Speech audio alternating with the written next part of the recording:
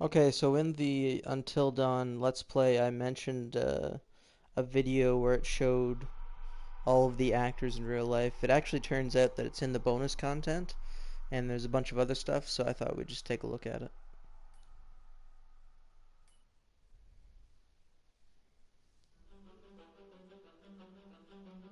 I am Hayden Panettiere, and we are here recording Until Dawn.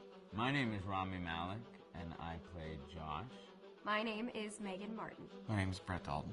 My name is Antonella Lentini, and I played Hannah and Beth. My name is Jordan Fisher, and I play the character Matthew, Matt for short. I'm Nicole Bloom, and I play Emily in the game.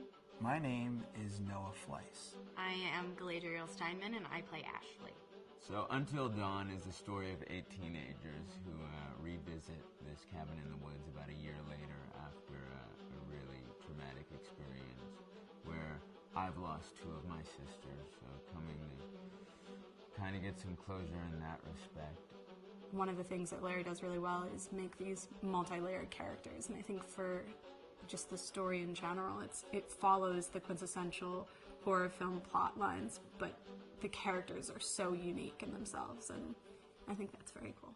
Oh, yeah, this was the right thing to do. What?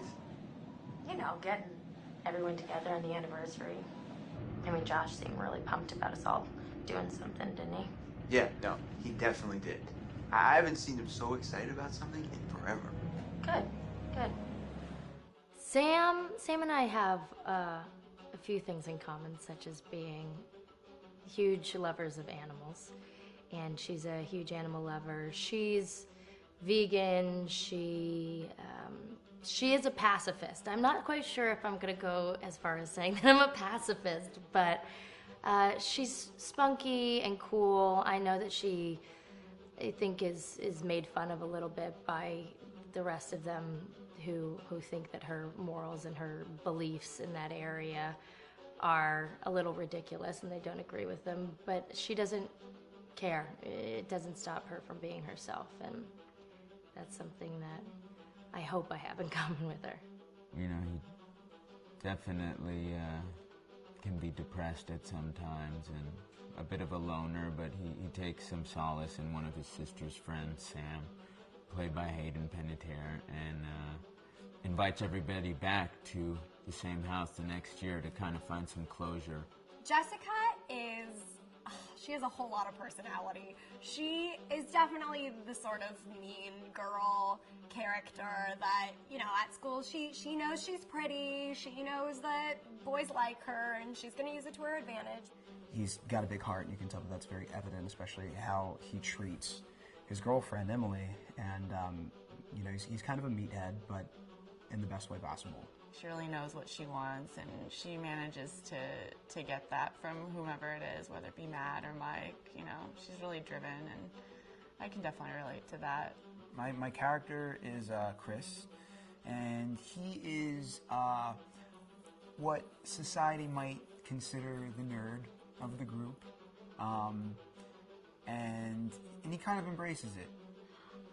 Ashley she's a little more serious than some of the other girls. She's definitely very intelligent and thoughtful. She kind of looks at the whole big picture of things. She's not quite as geeky as Chris, but they connect in a lot of ways. Mike is like big guy on campus. He's the class president who has some charm and has a brain, and I don't know, people seem to like Mike.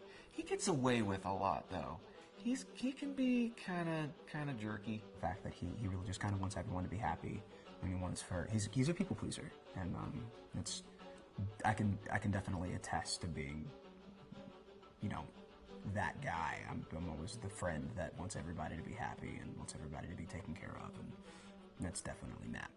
But also, like, this character is just so fun. I rarely get to play the bitch, and so it was really fun to do that. The spirit of things, seriously? What's wrong with you? I'm just trying to lighten the mood, Em. Don't be like that. Like what? The way you're being. You always get like this. I just think this is just the coolest thing to be a part of, and I just think it's going to take the world by storm. I really do. I think this genre is the wave of the future, and I think that once people see the potential behind it of getting to interact with the drama that you're witnessing unfold in such a realistic way that this is how entertainment's going to be from now on.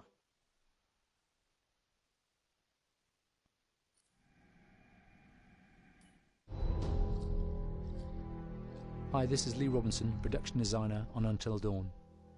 The production design for Until Dawn started with the great teen horror script that sets the characters in a Canadian winter mountain lodge, being a contemporary setting with visual clues derived from classic films of that genre, such as Hitchcock's Psycho and Stanley Kubrick's Shining. The storyboards are vital to the production design as it allows the designer to understand the scale of the environments to be made and the detail that would be seen to create the atmosphere of a horror. This took us into concepts that took these storyboards further, visualizing the world through the color palette, the lighting, tone and the mood, and developing key locations such as the lodge, the cable car stations, the forests themselves, the wilderness. As you can see, the environments and atmospheres change quite a bit from warm and inviting to cold and threatening. The Millionaire's Mountain Lodge was a key example. It was designed to be made from nearby stone and timber, embedding it into the landscape, with a contrasting and contemporary interior needing to be opulent and extravagant. We created dark and claustrophobic corridors with ominous and large open spaces, almost cathedral-like in size, and with huge structures to silhouette and dwarf the characters within, providing a labyrinth to explore and wander. Each character was developed with a strong visual identity in mind, with contrasting colours, tones and silhouettes to identify them, each to have their own texture, pattern and shape, so that when they were lined up you could always identify them.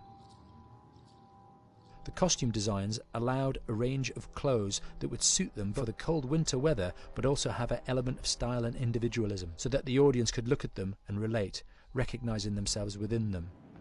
A lady would like to cuddle up with her man by a nice cozy fire bathed in atmospheric mood lighting. Right. It'll get plenty toasty once we're rubbing up against each other. Mike, Yeah. fire and mood lighting. Yes. Working with the lighting artists, we really brought the look and feel of the world together, and this required a thorough understanding of the visual language of teen horror. A key scene was where all the characters emerge out of the rear of the lodge chasing Hannah. A contrast is evident straight away from the exterior wilderness to the warmth of the lodge.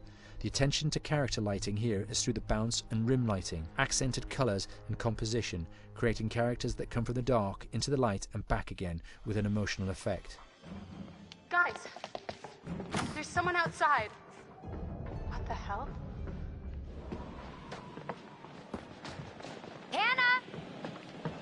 What's going on? Where's my sister going? It's fine. She just can't take a joke. It was just a prank, Han.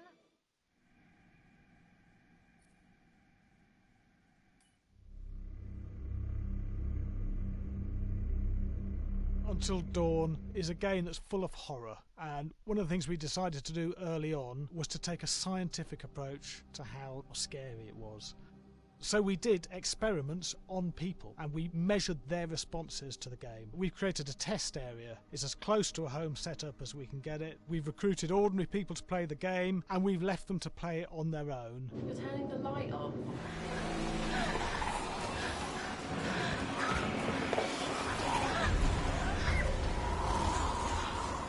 The only difference is it's rigged with cameras and microphones that relay the data through to the next room where people are watching them play.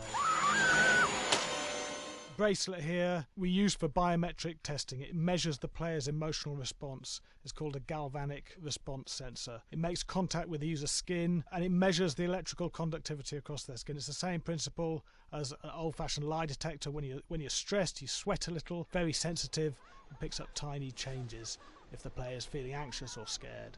That data's fed back to a testing team, comes through as a graph.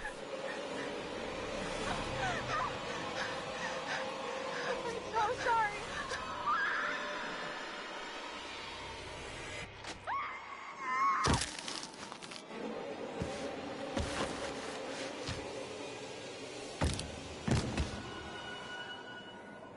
There's no point testing one or two people, you have to test a lot of people. Watch your step. When we have a scare that's consistently has a measurable emotional response, then we knew it was good. If it didn't have that, it goes back to the team for improvement. The data doesn't tell us what's wrong with the scare, it only tells us if it's working or not. Wait, okay, so you hear that too, right? Josh. Here we have a chapter relatively early in the game. Weirdly regular. Nothing regular about it. We have to create tension and anxiety in the player so they are ready to receive the scare.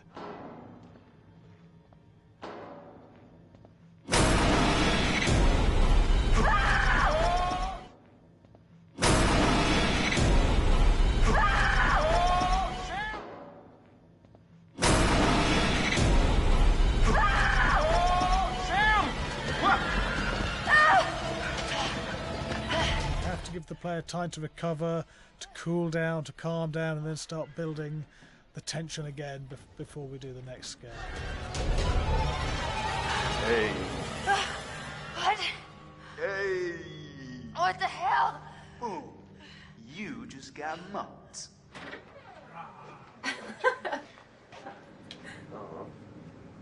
Yeah, I have such an adrenaline high when I get... There's two things we found. One is we could look at the scares, analyse if our expected scares were working effectively. Were people shrieking and covering their hands, or were they getting an emotional response from it? And being scientific about it means that we strip out people's opinions about whether things are working or not. We've got data, and we look at the data. If it's working, we're happy with it. Really scary.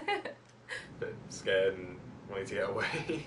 I actually be maybe a bit scared to play it on my own, but in a room with the lights on, yeah, with some other people as well, yeah, maybe. But because I'm a scaredy cat, I would play with someone in the room. And the lights on. It was one of the scariest games I've played in a long while.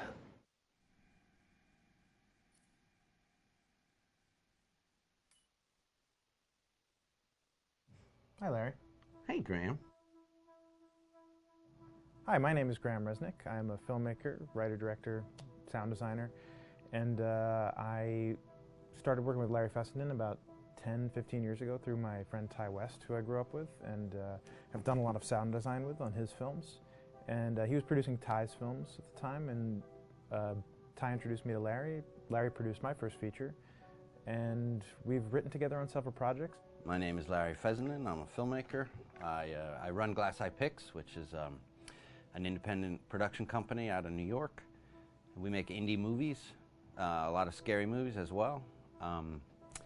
And I got a call to audition to write this video game. And I called my pal Graham Resnick because Graham is a gamer. And while I thought I could offer something to the idea of writing this multi-branching story, I knew that I would want Graham's expertise as a lover of gameplay, since I guess games were started. So and just as a lover. And as a lover, yes. Which is why there's so many sex jokes in the game. There was one Italian website that did say the Larry that's Fessenden right. and Graham Resnick, the two lovers behind Until Dawn. Come here. Maybe I know how to handle you too. I am definitely ready to be handled. So I wanted Graham by my side. Yeah, and we got the gig, and it's been an amazing ride. Oh, hell yeah. Oh my god, she's taking her shirt off. What? Oh my god! Matt, what are you doing here? Hannah. I'm sorry, Hannah. This all got Don't out of mind, hand, just but... So in the game, the basic setup is that a year prior to the game's start, all these kids had gone up to a ski lodge that was owned by the parents of one of the kids, or a couple of the kids, and some of the teenagers played a prank on some of the other teenagers, and the terrible tragedy occurred when a few of them, two sisters, ran out into a blizzard, and were never seen from again.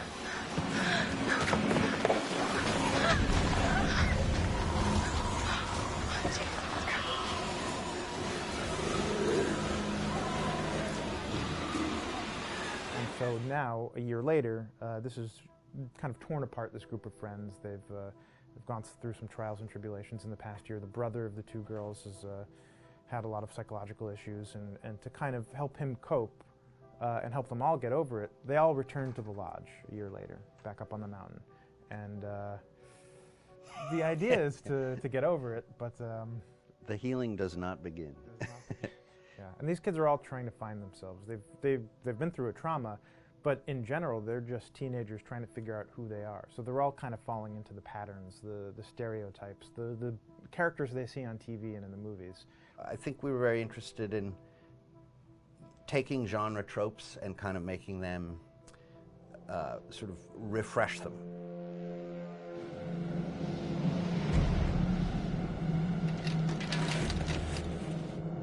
Hey, did you see that? Dad said it'd just be us this weekend. We're familiar with how slasher movies work. Most people have seen some horror movies, and we have established notions and preconceptions about the roles of the players in horror movies and how they talk and how they get killed and how they have sex. And to bring you into the game that way and then subvert a lot of those expectations was kind of our goal. They're haunted by some incident that happened in their past, which I think you pretty much figure out that that's going to have a role in their interaction.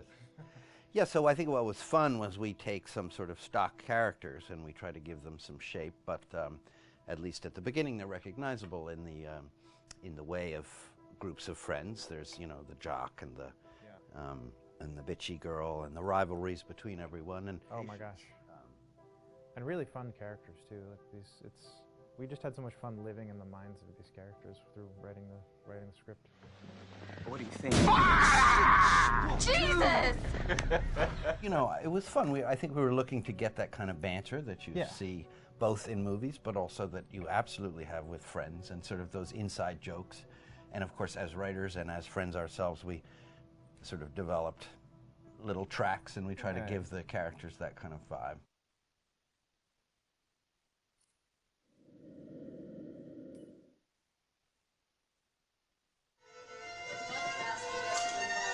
Yeah, fast and violent.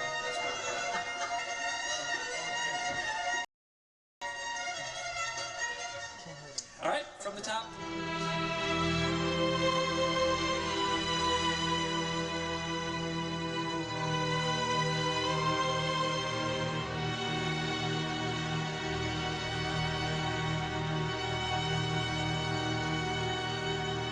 My name is Jason Graves, and I'm the composer for Until Dawn.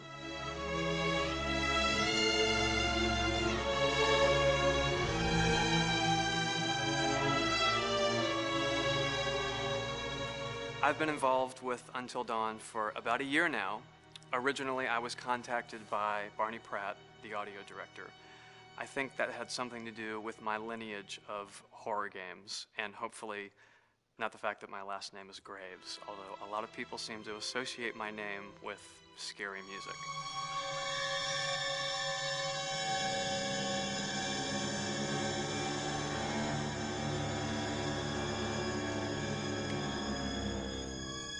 One of the things that was really exciting about working with Barney and the team at Supermassive is they really wanted something unique for the music. They wanted the music to stand out and be a character on its own in the game.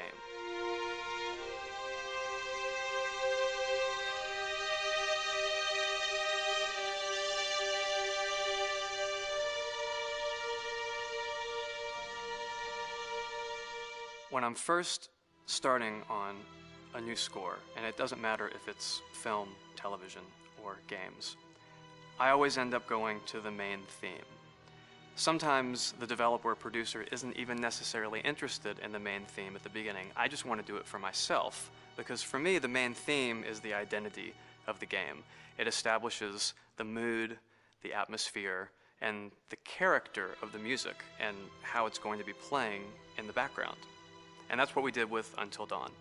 That was actually my demo pitch to Supermassive Games. I put a main theme together, recorded all the instruments at my studio, and sent it to them. And they liked it. We actually ended up recording that exact theme, all the instruments and everything, live here at Ocean Way probably 9 months ago. And that's what we've been using in all the demos for the game, and that's the final version of the theme that is the main theme that you'll hear on the menus and in some key pieces of gameplay.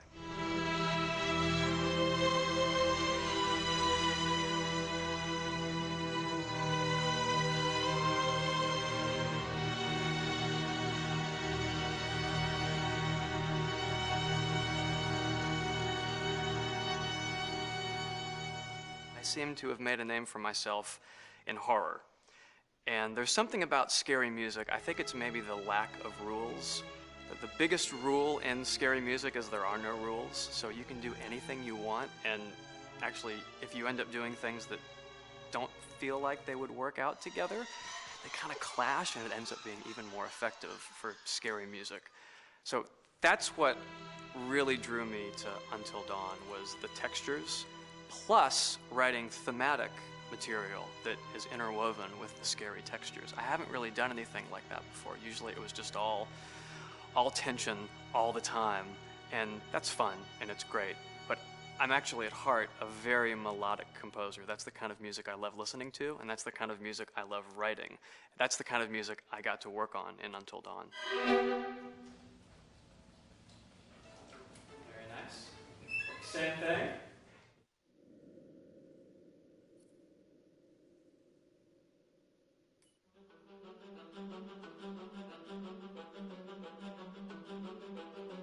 My name is Will Biles, Executive Creative Director of Until Dawn. The first part of getting a believable facial performance in-game is to capture, topographically, the actor's range of emotional expressions as separate versions of the same head. Every tiny nuance gets digitized and merged, effectively creating a model that can recreate every facial movement that the actor makes. Once the topography has been recorded, the actor's performance itself can be captured by using a predetermined set of marker points, drawn precisely on the face, and a high-def helmet cam, wirelessly linked to capture devices. The camera is the small box where it looks like the microphone should be. Outro Sam. Mark. It records in high def the movement of the dots throughout the performance that will drive the expressions captured earlier. Unlike other systems, this form of capture is far less lossy because there are fewer interpretations between performance captured and performance rendered finally in-game. The audio is also recorded via two separate lavalier mics attached to the helmet. It takes a while for the actors to acclimatize to carrying around the recording devices and the helmet cams, but very soon the shoot becomes similar to any other effects shoot or a green screen shoot. The actors in these scenes are only recording facial animation, but use cursory body movements for pacing. Wait, and maybe we should all stick together and find everybody and make sure that we're all okay, so... 1-1, the year before the prank. Take 2, Mark. Other than the other actors, they have to use their imagination for everything and everywhere that they are supposed to be seeing and feeling. Idiot! So dumb! From a hot midday studio in Los Angeles to a freezing midnight mountain in British Columbia.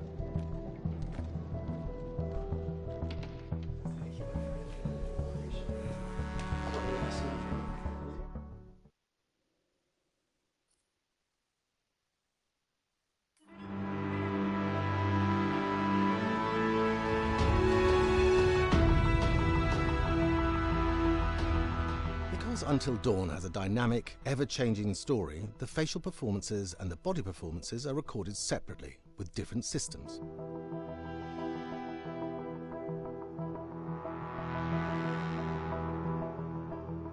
With the body capture, we use reflective bead suits and an infrared camera matrix system that drives the CG bone hierarchies in our character models. These performances cover everything from character locomotion, scene-specific performances, and stunt work, most of which was recorded at studios in Pinewood and Shepperton, near London. Hannah! Hello? Combining all the elements seamlessly in the final game becomes a formidable editing and logistical task. Every variation, both physical and emotional, must be combined in these multi-edits. Scaffolding props have to stand in for the sets, because the hundreds of infrared cameras have to be able to see all of the reflective beads on the actor.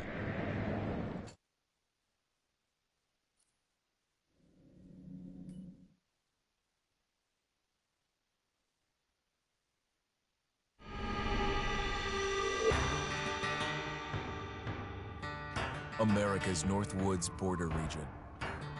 Within this land of 10,000 lakes and miles of dense timber, a hideous creature is believed to lurk. The North Woods is probably one of the last frontiers in America.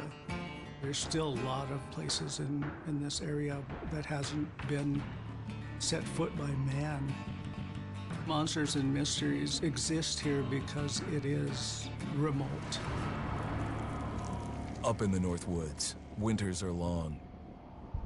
In times of biting cold and isolation, a devouring monster is believed to come forth. It's terrorized native people for generations. Growing up, I was told, like, don't go outside, the Wendigo will get you.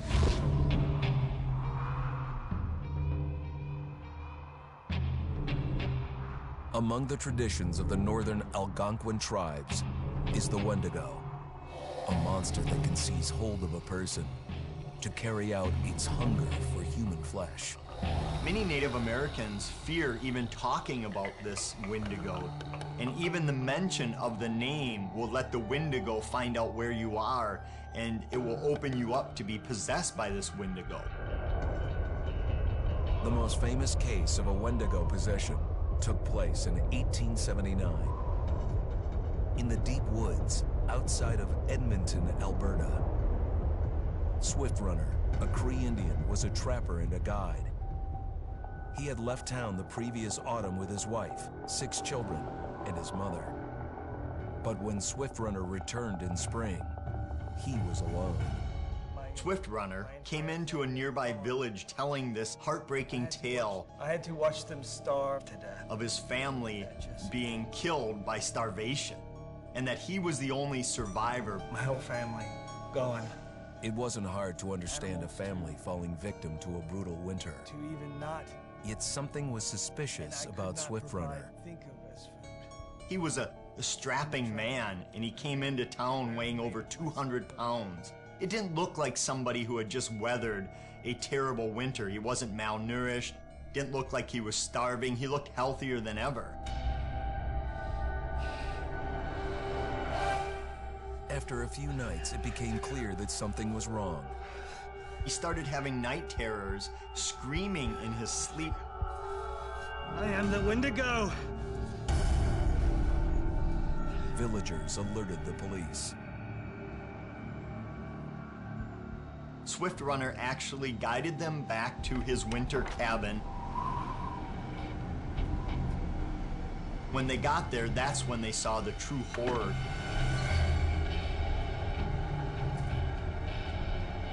Human skulls were scattered around. Many bones, some of which had been snapped in half, and the marrow inside had been drained. They had never seen anything like it.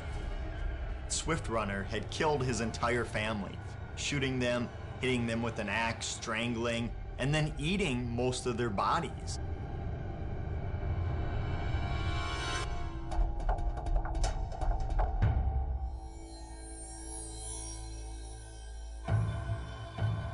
Right up until the moment the noose was on his neck, Swift Runner swore the evil spirit of the Wendigo had possessed him and twisted him into a cannibal killer.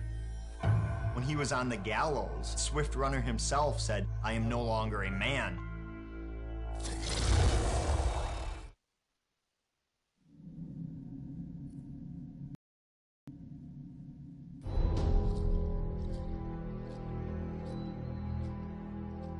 Just move over there. Go on, move. Let me say what I came to say. I'm here to tell you what you're up against being back on this mountain. You should never have returned. I don't know why you did after what happened last year. You mean with Hannah and Beth? Yeah, how could you know without being involved? I don't take kindly to you kids coming up here to my mountain. Your mountain. The mountain don't belong to me, it's true.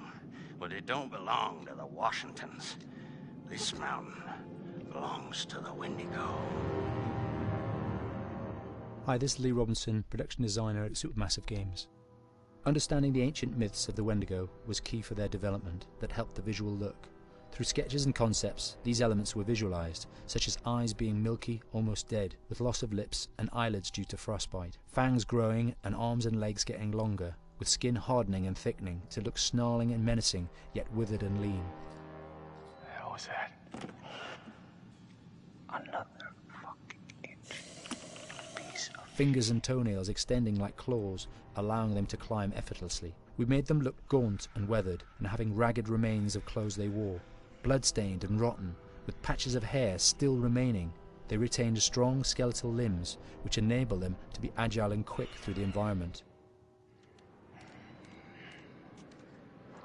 Where are you? My name is Jamie Gallipo, animation director at Supermassive.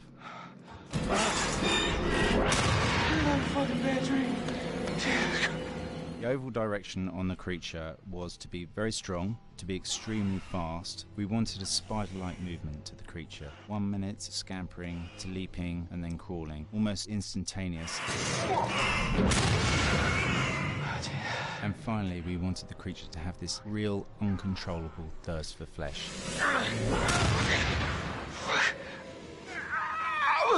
From a sound design perspective, the Wendigo is a real challenge. For the main vocalisations of the Wendigo, we used our own vocalisations, various different animals from the exotic to the farmyard, various plugins and processes to gel these sounds together and keep a human resonance behind that voice, telling the backstory of the Wendigo.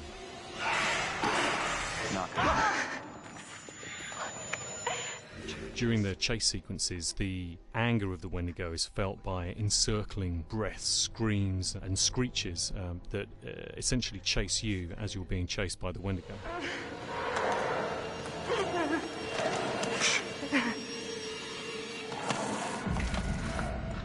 We would layer them up in a multitude of layers, sometimes 15, 20 sounds playing at the same time, to build up the vocalizations for this fearsome creature which is always in attack mode, hyperactive and chasing you throughout the game.